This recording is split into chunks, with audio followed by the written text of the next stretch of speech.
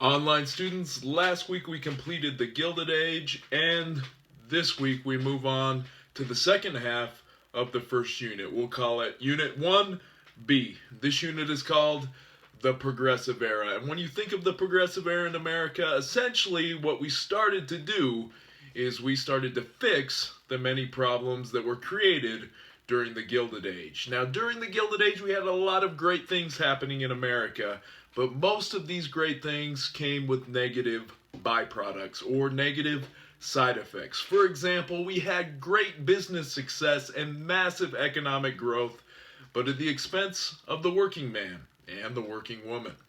We had major population growth and urbanization, but that major population and urbanization came with overcrowded and unsanitary cities. And we had political inaction and corruption, which was hurting the American people.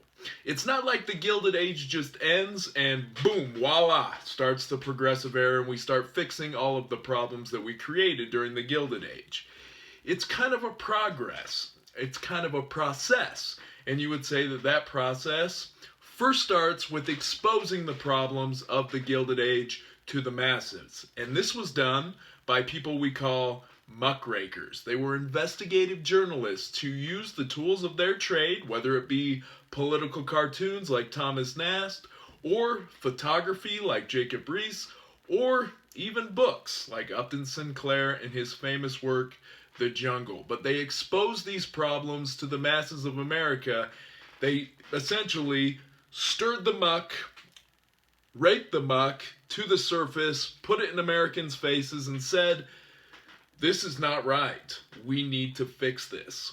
Why I love the Progressive Era is because it doesn't start at the top and trickle down. It's kind of a bottom-up movement that has roots in many different groups. We see women take an active role in the Progressive Era.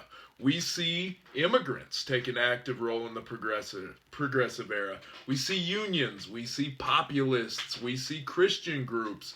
We see all these people who before this time were not seen as essentially very powerful people, but they rose up, they exposed the problems of America to Americans and said, here it is, this isn't right, and let's fix it. And that's what we started to do, is fix the problems of the Gilded Age during the Progressive Era. This week you guys have 3 lessons, and in these 3 lessons you will find out just how bad the conditions in the Gilded Age were and how this stirred Americans and stirred American politicians to fix these problems.